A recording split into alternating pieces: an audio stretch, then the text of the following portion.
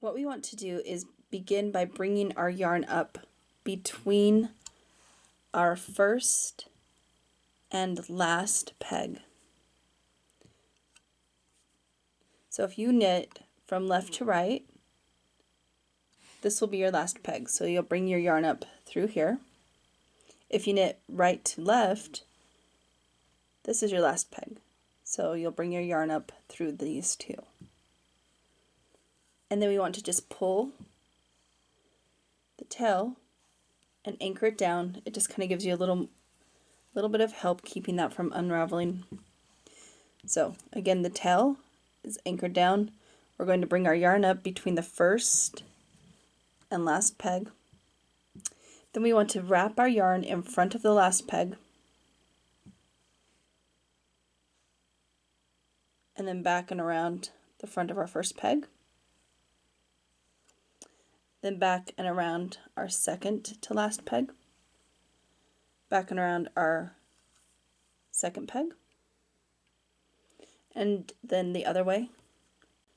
You just want to make sure that every peg that you go around on the other side, you just go around the front.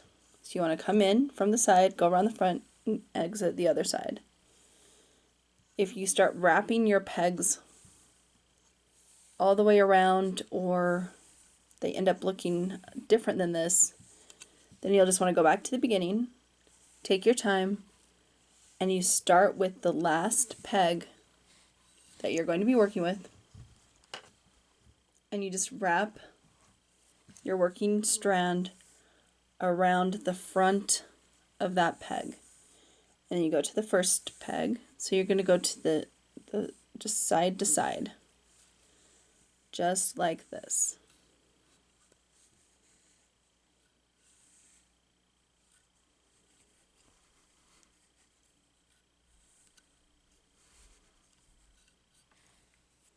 Pull out a little more yarn here.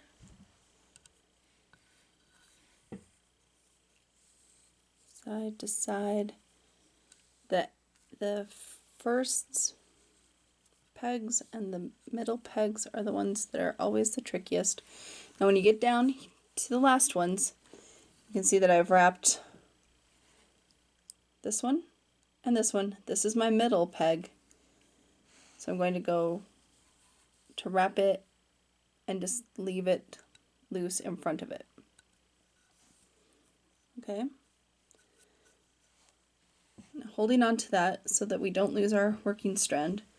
What I like to do at this step is I like to clip the loops at the beginning and the ends of my toe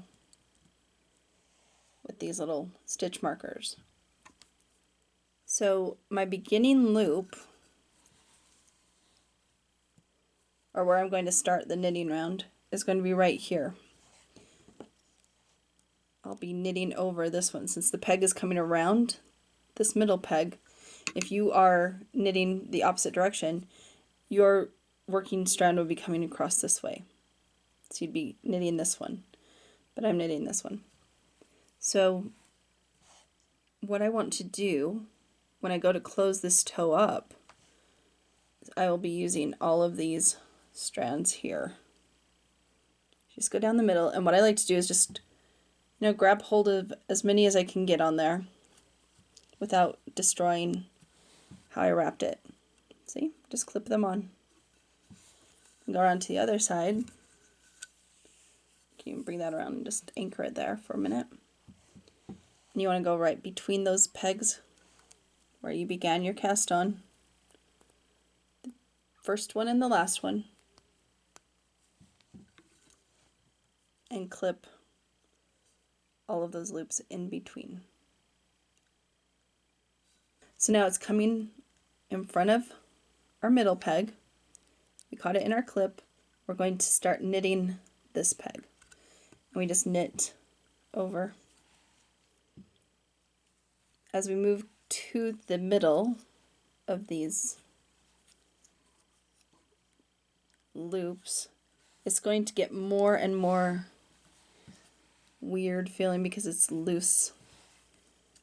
What I like to do to make sure I'm not splitting is I actually go behind the peg and bringing that up. So I'll go inside. That way I know that I'm not going to split any yarn.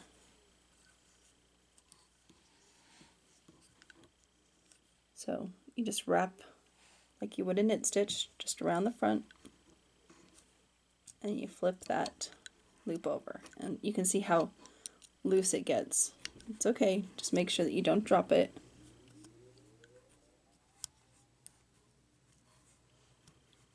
Make sure you don't pop those off, so you just kind of want to take your time. If it helps, you can push all of these down before you start knitting.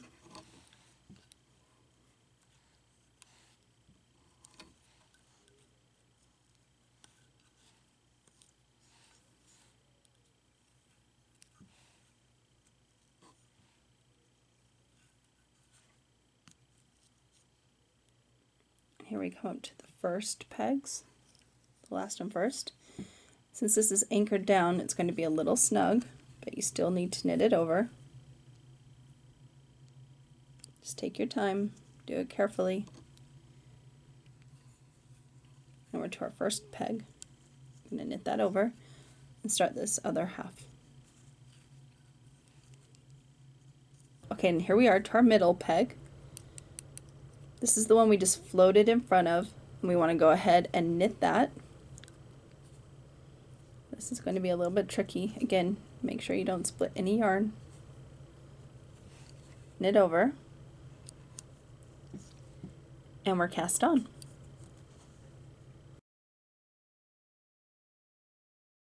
Now that we're cast on and we've knit to our middle peg, we're going to go ahead, make sure that that's a nice loop. It's not too loose and it's not too tight. You just want the yarn to be kissing the peg.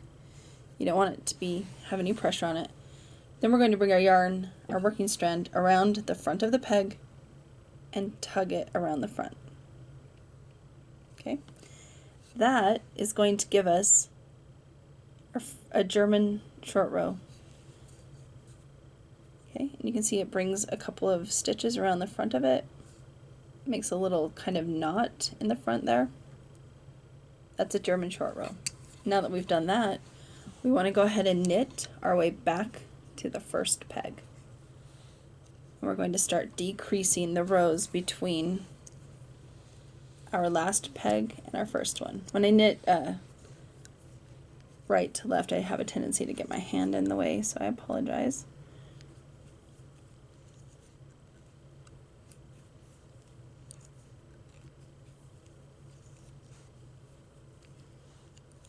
And we're coming up on our first peg.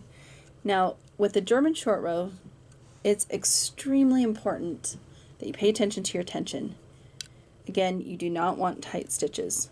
So a way to avoid that is by pulling that loop that you yarn over, just kind of pulling it to the back, and it releases any pressure that's on this loop. It kind of makes it a perfect stitch.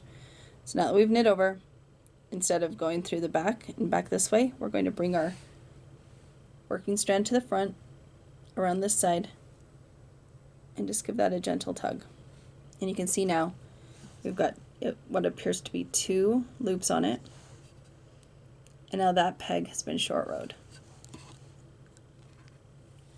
And remember your tension, so while you're knitting, if it helps to pull that loop, that stitch that you knit, to pull it over, then do it. I have a tendency to really get intense when I'm knitting something new or that I'm concerned about. So pulling this back loop, pulling that stitch back a little bit, that can help. Make sure that your tension is good. So when we get back to this side,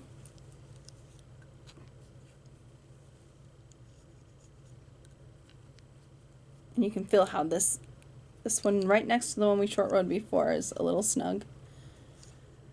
This is the peg that we short rowed. You can see there's a knot, there's 2 loops on it, so we want to short row this next one. So we bring it around to the front and just give it a gentle snug. Okay.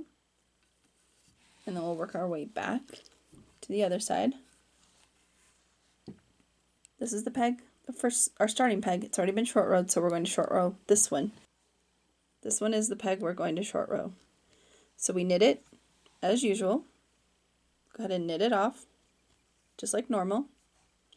But instead of trailing behind, we bring our yarn around the other side and we give it a little tug.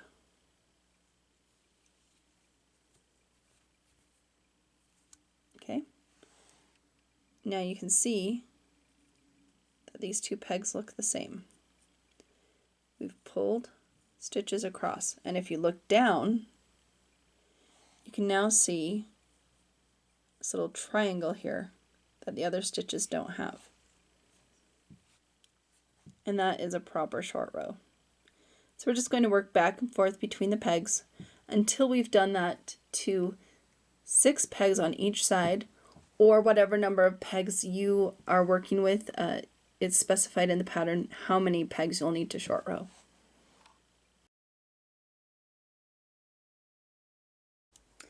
I've finished decreasing each side by 6 short rows, so you can see that on this side, from the first peg to the 6th peg, I have 6 short rows, and you can tell that they look a little different when you look down on them. They have these little V stitches in between. When you touch them, they also have like a little knot in front of the peg. Okay, and on this side, I have my 6 as well, from the middle of the peg, or the middle peg, to a 6th one. You can see that those have what look like 2 strands of yarn and a little knot in front of each of those pegs. So beginning with this row, we're going to want to, this is the 6th one, so on my knitting round or knitting row to this side, I will knit off the 6th short row and then turn and come back and knit off this last short row that I did.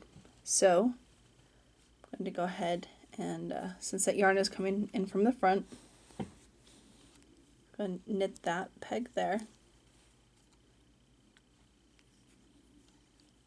Just continue to knit like normal back to the other side.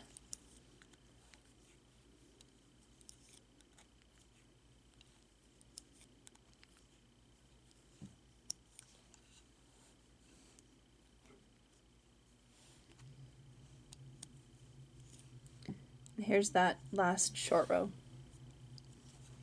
You can see it has telltale V, has a double strand and a knot, so you'll easily be able to tell. I also put a little black dot on the top of my pegs so I would know where to stop and start. It's just a lot easier. And we want to just knit that off. It's going to feel a little funky, and if you have a tight one, it's going to be difficult to knit over. That's why it's so important to make sure that those stitches aren't too tight. It's basically a slip stitch, so instead of coming around the front like we did to do a short row, we're just going to go leave the working yarn around the back and knit our way back to the other side.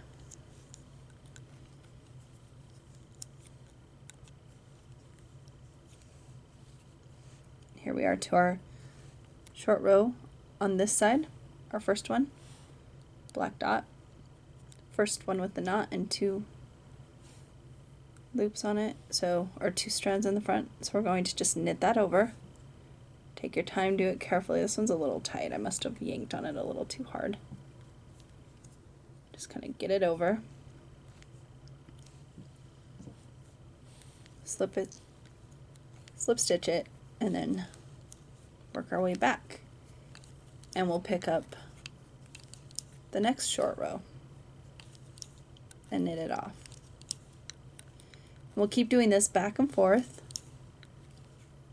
until we're down to one short row peg on each side. We do not want to knit off the last one quite yet. Let's knit that next short row over. You can see that there's my dot. That's the first short row we knit over, and then here's the second one.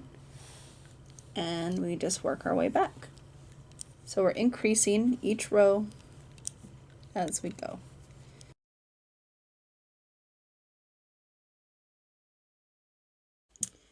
So I've just knit off the last short rowed peg, or second to last short rowed peg here on our second peg. The first one still has a short row on it, and the middle peg still has it short rowed. All the rest have been knit off. Leaving this peg alone, the first one, I'm going to knit back around all the way back to our very first short rowed peg, which is the middle peg.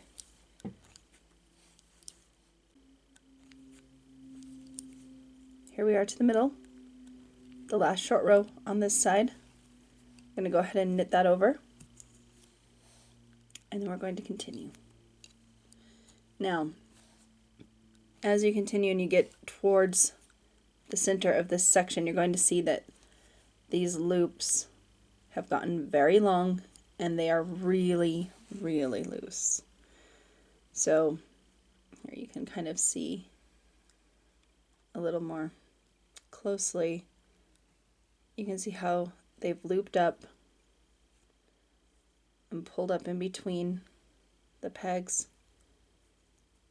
And you can also start to have the danger of, when you knit these over, that you could pop the stitch off of the next peg to you. So you want to kind of go gently. If it helps, you can put your thumb or another finger over those pegs so that the stitches don't pop off while you're knitting over. And you want to just kind of do this gently and carefully. So here we are on the last peg, and we're back to our short rowed peg, our very first one.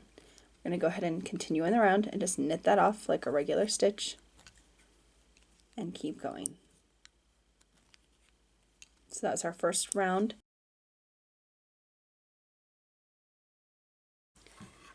I'm finishing my third row of knit, and you can really see just how loopy these first cast on stitches get. They just pull up, and so you have to kind of work through them to find your stitches. This can be scary, frustrating, and it can make you nervous, so you might have a tendency to really make these stitches tight. Try not to do that. Try to keep a consistent tension on the stitches. Something else that you can do is you can kind of go inside here and pull these down a little bit. You don't want to yank on them too much, because you'll be tightening those up when we zip up the toe. You don't want to make them too tight at this point, but you can give them a little pull, a little snugging up there, and that will help. You can still see some of them kind of trying to poke through here, but that does kind of help if you just kind of give them a little pull down. And there's our toe.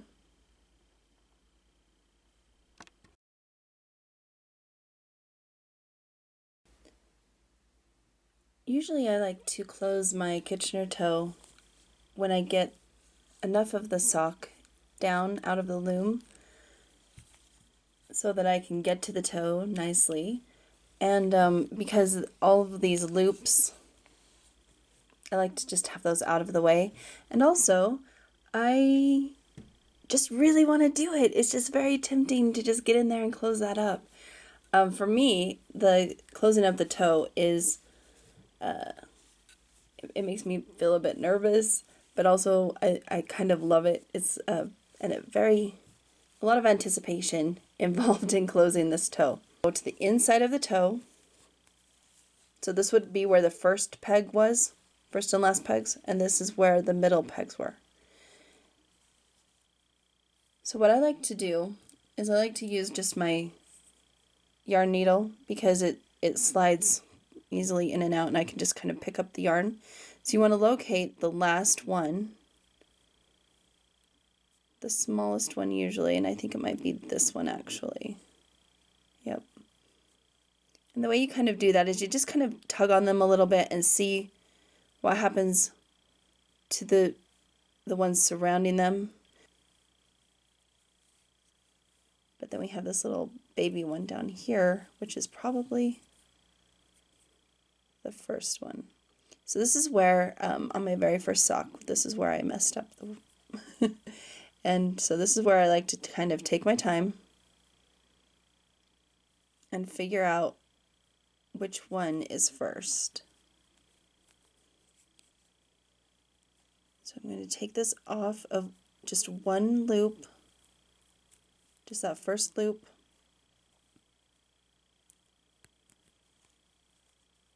That way if I tighten it up too much or if I accidentally tighten another loop, I'm not going to lose my way.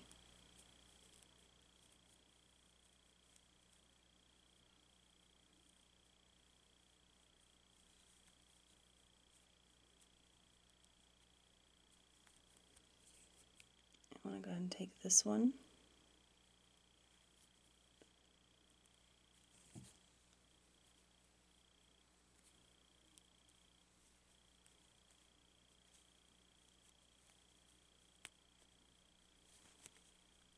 Pull on that so that's nice and tight now.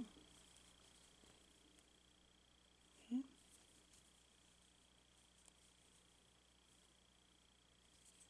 Then will be this one. Now the thing about these loops is that they you alternate. So on one you'll pull down, on the other one you'll pull up. And so you know that the next loop you're looking for is the one that you pull up on. Which would probably be this one right here. See, as we pull up, the one we just pulled down tightens up. So we want to take this now off of the one we just tightened up, that's down in there now, and the one that we just pulled on to tighten that one up. So now we have this big loop here, and if you get stuck and you're like, which one do I pull next? If you kind of pull on this one,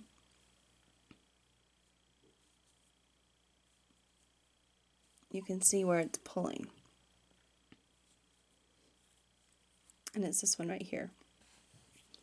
So then we want to pull that. And you don't want to tighten these too much, even when you tighten them down all the way. So now the next one will tighten by pulling up. And this one is still inside of the clip, so we just take it out of the clip. Hopefully my fingers are not in the way here. Now we're getting into an area where you can actually kind of see. If you look up here, you see the legs of the stitches. So you know that the next one has to be coming off of that leg. So if you take these two over here, and you kind of separate them out, you can see this is actually the one we want, even though it might look like the other one. And you can get very confused with these loops. So that's why I really like to keep them, especially these smaller ones, inside the stitch marker and still until you know that you've done them properly. So this one we're pulling from the bottom. You can see how it tightens that up. And then the next one will be pulling from the top. You can see how when I pull on this one over here that we just tightened up, tightens up. We can then take that out of the stitch marker. And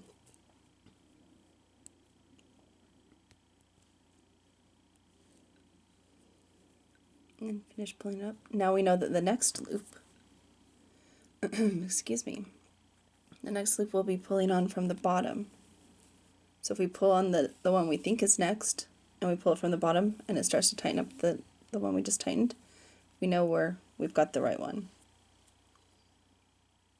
I'm going to go ahead and take this off since those are the last two loops that we had. Now we're going into these bigger loop areas. So I suggest holding on to the rest of the loops just with a finger. Tighten that one up. Now we know that the next one will be coming out of the top.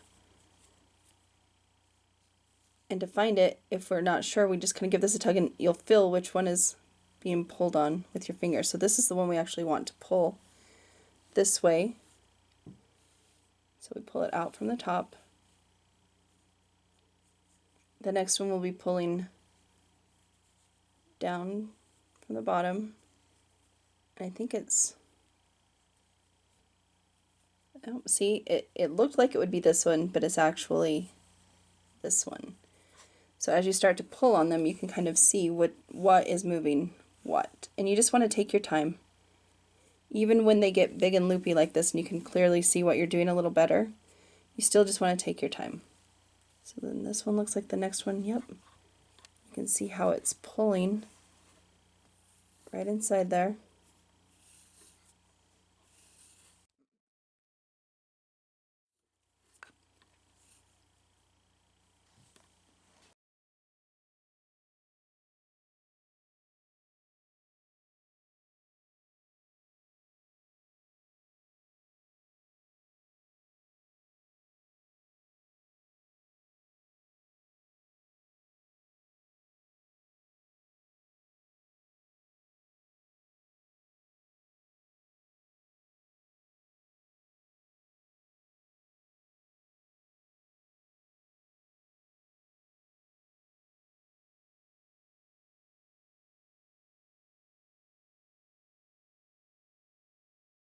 Now we're down to just one little guy left on the stitch marker. Take this big loop off and you can see that we're just down to one now. And this one comes from the top. I like to leave it on the stitch marker, like I said, just because it's, if I accidentally tighten it up, I can find it quickly. And I won't have a big mess on the end of my toe.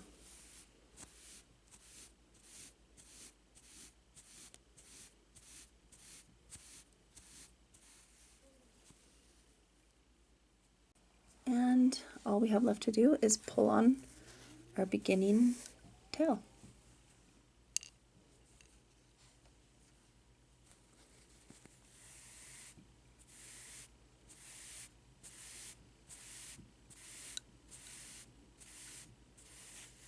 And as that tightens up, you can see where our stitch marker is still on that loop.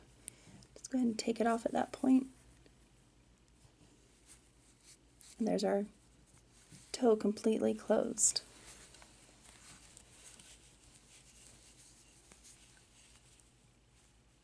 I like to just cut myself a tail for weaving in.